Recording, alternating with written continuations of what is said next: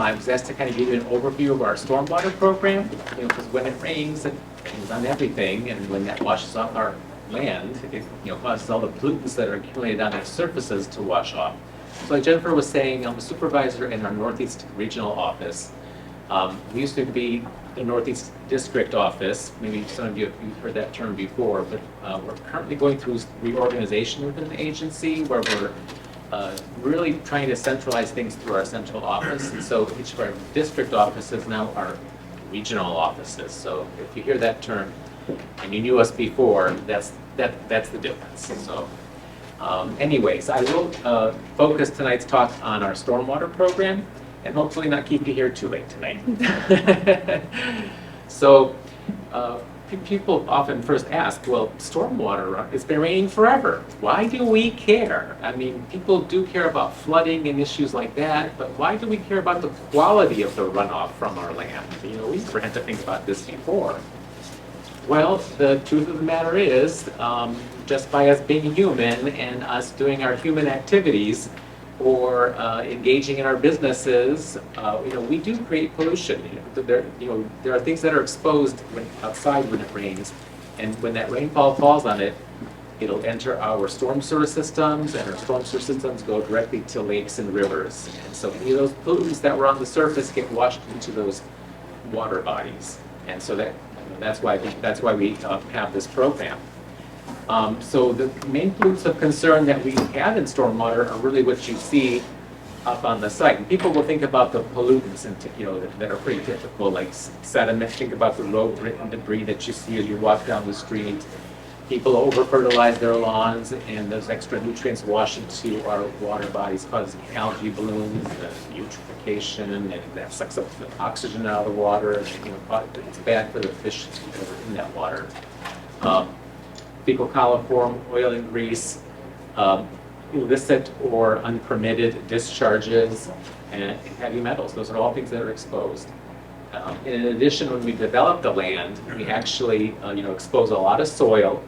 We don't have proper control measures in place. All that soil washes into our streams. That ends up coating the bottom of the stream where all the fish and the bugs live. And when that happens, the fish don't really have a good food source, and so the fish say, oh, it's not a good place to live. Let me find somewhere else to go. So you end up getting lower and lower quality of fish species in streams that are highly urbanized because of that sediment discharge.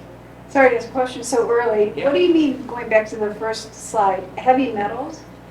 Well, metals at an industrial site, you might like look at a steel factory, for example, or somebody who manufactures products made of steel. They usually will have metals exposed to stormwater, and when stormwater contacts that metal, it actually gets dissolved in the runoff. I know people don't think of it that way, but it does, and it can cause increased discharge of those metals in the runoff. So following to the same question, so you would have similar environment in cold storage areas. Yeah. You would have heavy metals and PAHs that would be present. And pH, yeah. Yeah. So in an area, let's say that has been active in cold storage for 100 years, you would typically have a lot of potential runoff that could contain heavy metals and PAHs. You could, yeah. So, the thing that we focus on a lot in this program are things like the sediment, and construction sites are one source, but stream bank erosion is another source. So when you develop the land and you add impervious surfaces, now that stormwater that falls from the sky gets very efficiently conveyed with more energy to our streams, and it can cause the stream banks to erode. We talked a little bit about excess fertilizers and what that does to our streams. It causes algae blooms. Like I said, it sucks the oxygen out, so the fish don't have the oxygen they need to survive. E. coli, or fecal coliform, and that's basically sewage and human waste, right? So that can be from a failing sanitary sewer system, or when it's broken, needs repair and maintenance, and it can come from septic systems that are not operating properly. So we also focus our programs to try to address those sources. Here's some examples of what you were asking earlier. Oil, grease, heavy metals. Think of another example would be like a junkyard or a salvage yard. Those are cars that they're dismantling and draining fluids from. And if that's not properly managed, then that can, be be available to to the rainwater to be washed away. So it's important to have controls for that. You probably all walked through, especially this time, well, we didn't really get a good winter this year, right? But if we had like a good winter and when that snow melts, you probably walked across the parking lot and seen like the rainbow sheen. You know, well, where'd that come from? That came from your vehicles that have been leaking oil and whatnot. So that's all there. And then, of course, there's always those unauthorized, or what we term illicit discharges from storm sewer systems, things that got in there that really shouldn't have gotten in there in the first place, because they're not authorized to. But think about maybe somebody washing their vehicle in their driveway, or some company that maybe had a spill and then ended up going down the storm sewer and washed out their storm pipe, or somebody, purposely is dumping something somewhere. Those are all things that really shouldn't be occurring and that cause what we would term illicit discharge. Trash and debris.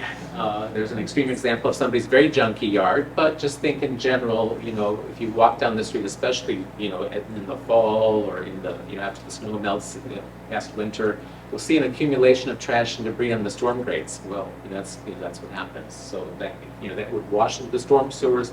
And again, whatever goes down the storm sewer goes right to the stream. There's no magic treatment plant that stormwater goes to. It just goes right to the stream. So we've got to do what we can to prevent those things from even entering. Washing cars, you brought that up. Yeah. And I think everybody has washed their car in the driveway at some point.